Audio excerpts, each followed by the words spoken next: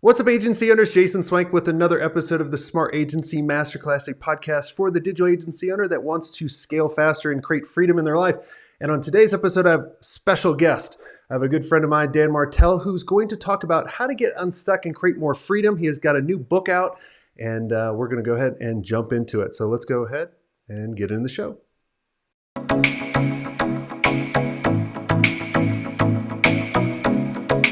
Hey, Dan, welcome to the show. Jason, thanks for having me, man. It's an honor. I'm excited. Yeah. Thanks for coming back. It's been a while. We'll link up to the first episode that you came on back in 2017, which is a little crazy that we've been doing it this long. But for the ones that have not heard of you yet or been under a rock, tell us who you are and what you do. Yeah, well, the short answer is I'm someone who got a lot of trouble as a teenager. Actually ended up in jail twice, in rehab, learned computer programming, which sounds nuts, but I was helping this maintenance guy clean out a cabin and found this old 486 computer in Java programming. And that became my new addiction and kind of parlayed that from 17 years old to now I've built, 5 companies, 2 were complete failures. The last 3 succeeded. I've exited those, built 2 venture companies in the Valley and invested in 50 plus companies as an angel investor. Actually, one of them just went public last week, Get Around. But I've, invested in, I think there's 4 unicorns in that portfolio right now. And then today I'm the CEO of the largest coaching company for software CEOs called SaaS Academy. And then I also continue to invest and buy companies through my holdings company, High Speed Ventures. And then I do a lot of work with SQ. That's those are the 3 parts of my life: the coaching, investing, and working with at-risk youth. So let's go ahead and get into kind of buy back your time, because a lot of the people listening, running an agency, most agency owners are accidental, right? They kind of knew how to do something cool, right? Kind of like you put in hello world and we're like, oh my God, I need to go do this. And then someone asks you to go program something. But then we start getting all these clients and then we start hiring people, right? And then we just have so much going on. We literally have built a prison around us. What are some ways that works for you? Because obviously you're always doing something, but you also have a lot of free time. So what's worked for you? And then let's kind of start jumping into some of the concepts in the book. Yeah, I mean, it kind of if you look at my life today and you try to map to that, it'd be tough for a lot of people because there's this journey I went through. And for me was, I was 27 and I came home on a Sunday afternoon and I was actually engaged to a different woman. Renee, my wife, you actually coached her. So I was actually engaged when I was younger and I was a workaholic. And when I came home, I found her in tears in the kitchen and she literally just took the ring off and says, I can't do this, and walked out. So my life shattered in that moment because I actually had a very successful company, made $1 million the year before in personal cash, then sold the company 4 months after that. My wedding was actually 2 months after that moment. So that was the beginning of learning how to continue to build and create, because that's my happy place. I just love building companies and doing stuff, but at the same time I want to be a great father and husband and friend and son and all these things. And what I've discovered is $1 million companies are not built $10 task, right? It's impossible. It's a mathematical equation. So what worked for me is continually analyzing what I call the buyback rate. What can I afford to pay somebody else to do? Now, I'm fortunate in my life, based on the cash flow, that number is in the tens of thousands of dollars per hour. So it doesn't work for a lot of people, but you just take the zeros off, right? So it's if you're making, $500 or $500,000 a year, even $100,000 a year, the way I do it is you divide it by the amount of hours that you would work, which is normally 2,000 for most people in a year. So if it's 100,000, you do that by 2,000. And that'll give you your hourly value revenue production rate. And then because you should get 4 times the ROI on your, you divide that number by 4, and that gets you your buyback rate. And that's $12.50, which doesn't sound like a lot, but you can literally, what I teach people is how to audit their calendar, both for an energy audit and also a kind of value of task audit, and just lump these things that are sucking your energy and that are very inexpensive to pay somebody else to do, and just get good at that process.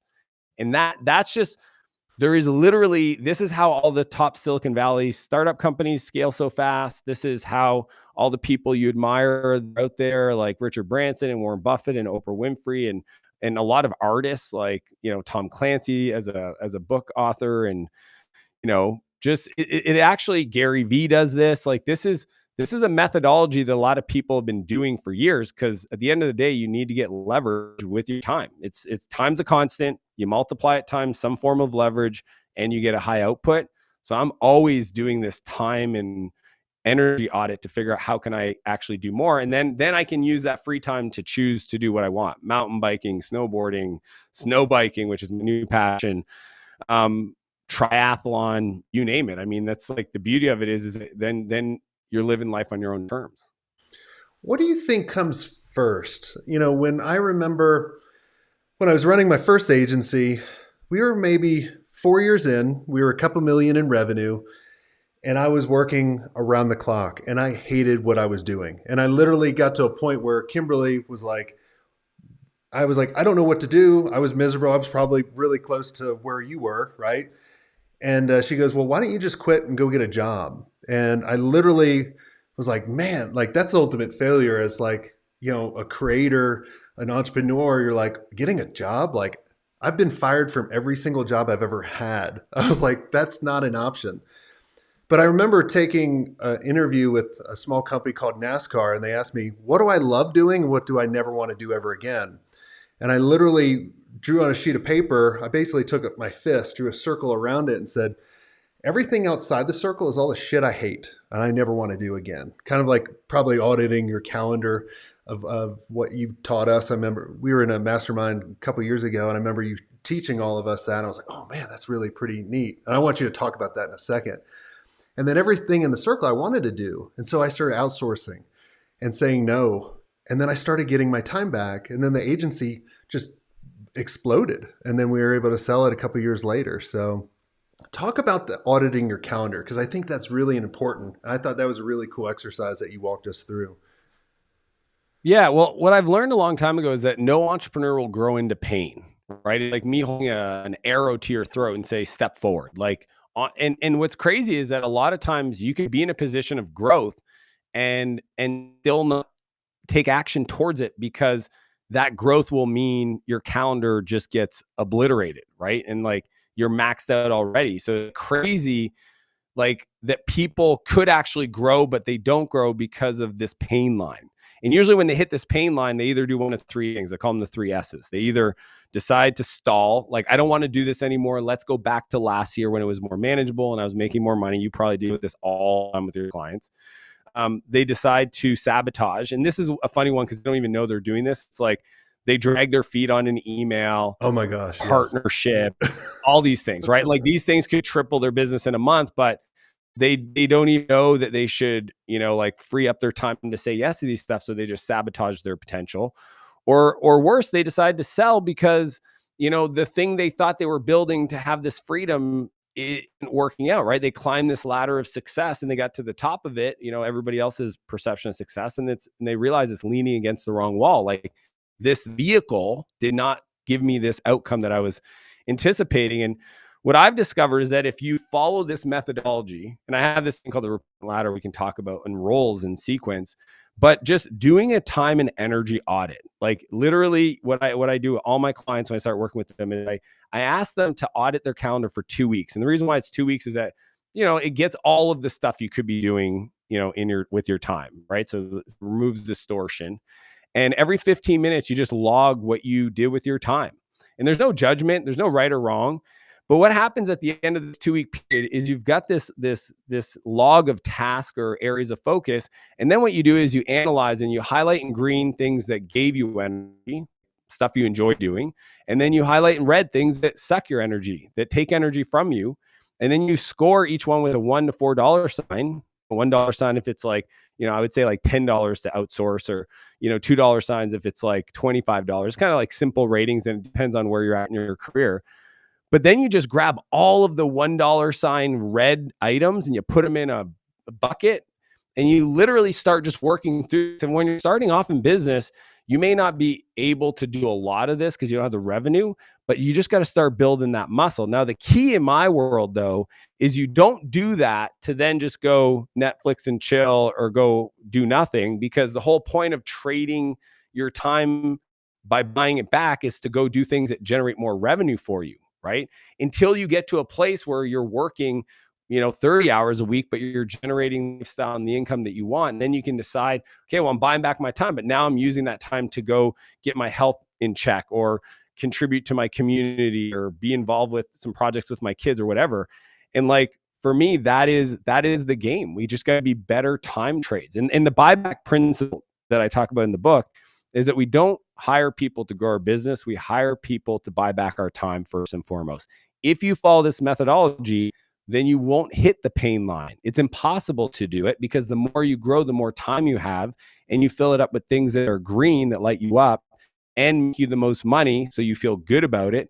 And that, to me, I always talk about calendar over capacity, right? Like, too often people hire people for capacity, but then they wake up, usually it's around 1.3 million in revenue, 12 employees, and their life sucks. They like spend the whole day trying to manage their team, and then by the time they're done, they spend the next 3-4 hours at trying to reply to emails and proposals, and try to diffuse personal relationships that have escalated. I mean, it's a nutty life to live, but if you've been taught differently, it's super normal.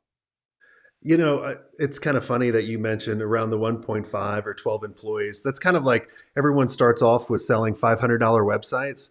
Like literally, that is the cap. And then I do see that people going, well, I just want to go back to the fun stage. And what they don't realize is it's really the systems that they put in place in order to scale. Because I think everyone thinks when they hit that level, they go, well, shit, man, if I was going to double, that means I have to do double the amount of work or even more, or I'll have even more pain. But let's talk about on the flip side. And I'm wondering if you went through this, because I remember when, and I look at it as you start off as an owner and then you transform to a CEO, and there's a big difference. And when I transformed to the CEO, I was depressed because I would go into meetings and I'd go into a creative meeting. I'd be like, hey guys, what can I help with? Oh no, I'm good. And then I go into a marketing meeting or a development meeting or whatever else. And they'd be like, I'm good. I'm like, I'd come home and I'd go to Kimberly. I'm like, business doesn't need me anymore. And then I realized it needed me for other things. So did you go through that as well? How long did it take you to go through it? Yeah, I mean, what happens is if you get really good at buying back your time and you hire well, and in the replacement ladder, the sequence, there's 5 levels to it. Level 1 is an executive assistant. Like, that's the first hire in my book, right? Like, it's the reason why it's in this sequence is it's the least amount of capital deployed to buy back the highest swath of time. Like, that's I'm a software systems nerd. This is just mathematical equations. So it's almost like physics. Like, you can't argue against it. Executive assistance level 1. Second is somebody to help with delivery, right? So you might do the client creative work, but other people can help with onboarding and support and research. So that's deliveries level 2. Level 3 is marketing, right? So like, have somebody else support you part-time in generating leads so that you're always building pipeline. Level 4 is sales. So that now all of a sudden you take that off your plate and you have somebody else that's involved in moving conversations forward and needs assessments and proposal follow-up and all that stuff. And if you get to level 4, you actually start to have freedom in your business, because you have somebody that's generating leads, somebody that's closing leads, and somebody that's helping you deliver on your promises, which is like, that's the nirvana of a business. So that's 4 hires. Then level 5 is leadership, right? It's what you were talking about. It's like, how do I go from being, an owner to a CEO? And what I discovered is, I got so efficient at buying back my time, I actually bought myself into a corner of doing stuff I didn't enjoy doing. And it's different for everybody, right? But like, what I had to reframe is, I had to say, like, what things do I enjoy doing? Well, I love the ideation stage. I love the strategy, but I don't like running meetings. I don't like managing process. So it's like, some people, they hire a COO, but like, they read Gene Wickman's book Traction, and they're like, oh, I'm a visionary, I need to hire an integrator, but they don't even have a personal assistant or an executive assistant. It's like, let's just start with that, right? Let's get you more time to do it.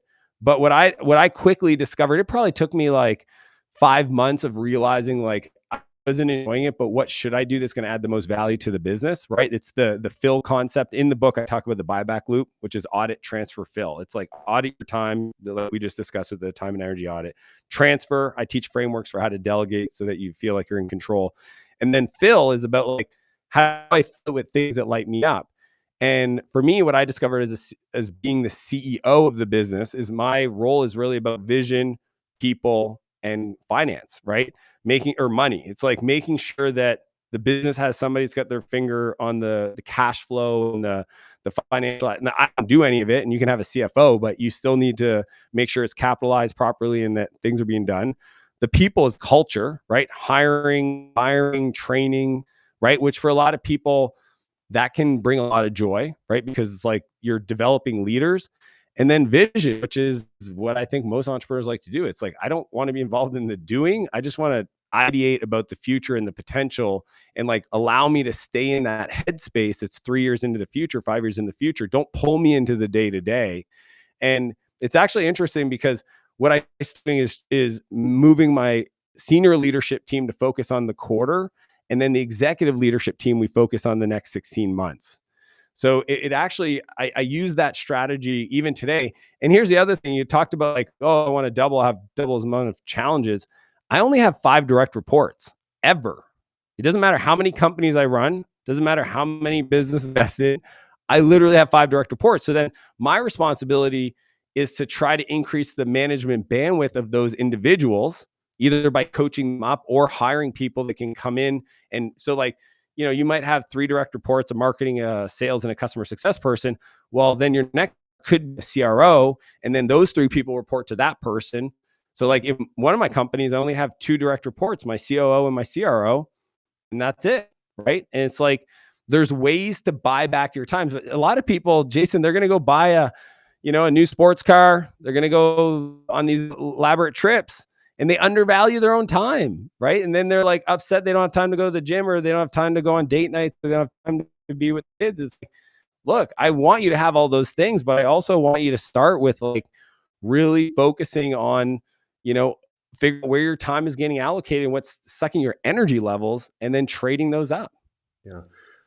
Let's talk about patience, because a lot of people do is they look at certain people that they admire or they look up to, and they haven't really kind of seen the journey. How did you maintain your patience? Because when I'm, working with, our mastermind and some agency owners, because just like probably your SaaS Academy, there's people at certain levels and there's other people at other levels. And some of the smaller guys look at the bigger guys and go, man, I should be there. Like, I've been doing this for 10 years, but I'm not there. How did you control your patience? I'm a pretty impatient person. Yeah, I'm like, dude, I'm not going to win an award for being patient. I will say this though, what's shifted for me over the last like 7 years is like need to build a feedback loop, right? So like if you are grinding and you're not making results, like there's this quote I heard once said the most common thing in the world is a consistent man with no results. And that hit me, right? Because like a lot of people I wake every day and they do the same thing, but when you measure their life progress, there's no results, right? They like these are people that go to the gym, go to work, do stuff, but like nothing's getting better. That's the most common state that most people don't realize. So to me, it's execute feedback loop, right? Execute, measure, feedback loop. And like the feedback loop is getting people like yourself in our world to analyze our performance and give us that feedback. So it's like if you've built that muscle, right, then you start making progress.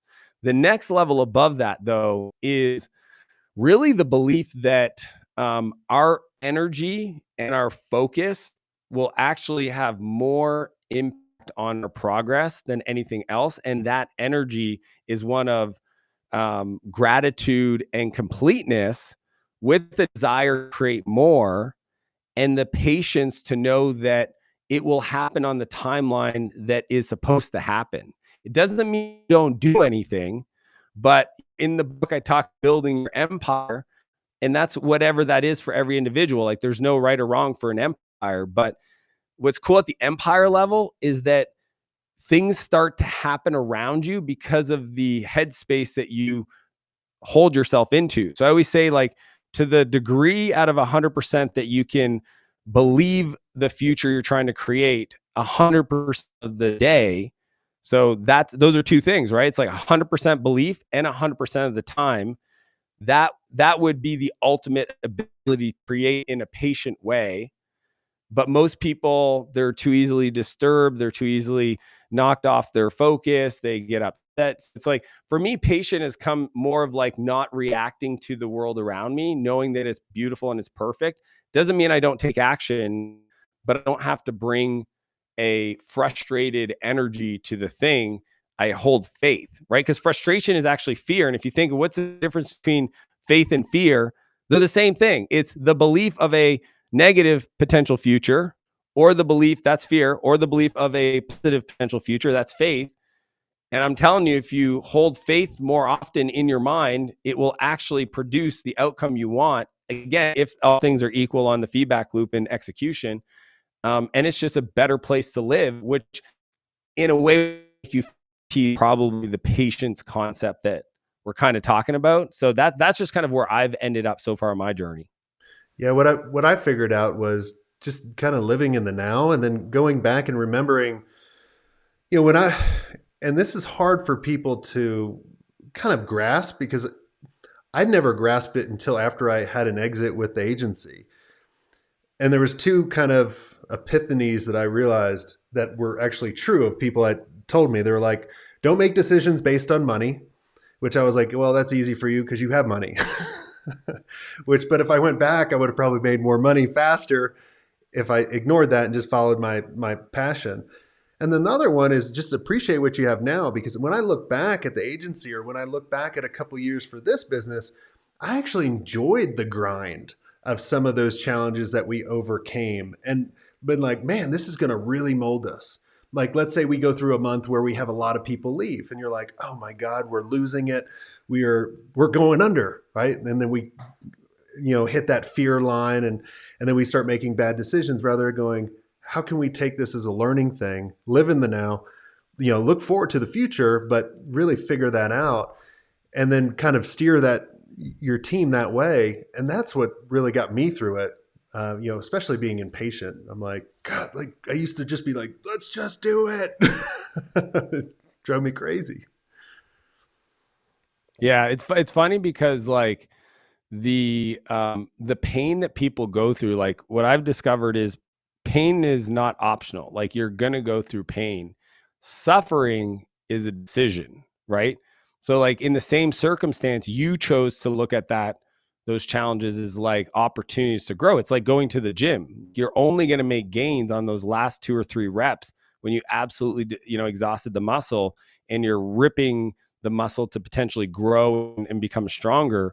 And like if you have that perspective, then the challenges today can feel part of the process. And they are, right? Like no pressure, no diamonds. I'm here not because life went easy for me. I'm here because I put myself in positions to have to grow and become more so that I had more to give. Yeah, I think it's all about preparation, opportunity, and a little bit of luck. put 100%. put it all together. Well, this has all been amazing, Dan. Is there anything I didn't ask you that you think would benefit the listeners listening in? No, I felt like those questions were really insightful for the agency owners.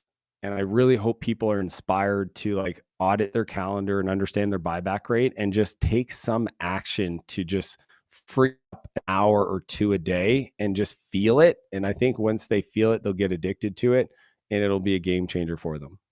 Yeah, and I always tell people everything big starts off small.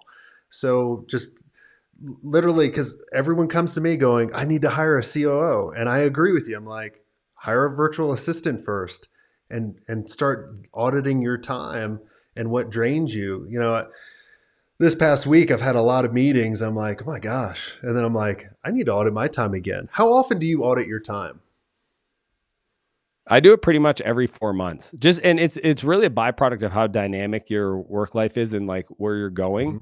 But because I'm involved in so many different projects, like, usually I do, like, one big marketing or, like, my book's coming out, that's, like, the big project for Q1, and I've got a fund I'm putting together. So, like, I'm always audited because it's dynamic, but usually every 4 months feels right. But the truth is my assistant, she also understands these principles, so she's doing it on my behalf quite often to then just check in with me. Like, are you enjoying this? Is this too much? Do you want me to pull back on these kind of meetings? Is there any way that we could move some of this stuff to somebody else on your team? So it's kind of cool to have a partner that understands this so that they can help you do it in almost real time. That's awesome. Uh, I presume they can get the book anywhere and everywhere now. Is that right? It's all over, but check out buybackyourtime.com. The reason why is there's a lot of scripts, templates, blueprints I couldn't put in the book that I wanted to make available. So if you go to the site, you'll get redirected, buy it wherever you want to buy it, but then come back and go claim those bonuses. Like even preloaded year template will be a game changer for a lot of people. Awesome. Well, Dan, thanks so much for coming on the show. And everybody, go check out Buy Back Your Time. And I really do truly hope you guys do that exercise that Dan walked through about auditing your past 2 weeks. Literally, what I did when he first told me about this is took a screenshot of my calendar and literally just took a highlighter on the iPad and was like, oh, crap, I need to get rid of this. And it really got me to a point where I'm only working 8 to 10 hours a week and doing the things that I love. And that's what I want for all of you. It's not all about hustle all the time. I want you to have the option to go do that. So if you guys want to really kind of take your agency to the next level and be around amazing agency owners that are sharing the best strategies in the world so you can grow and create that freedom, I want all of you to go to check out digitalagencyelite.com. And until next time, have a swank day.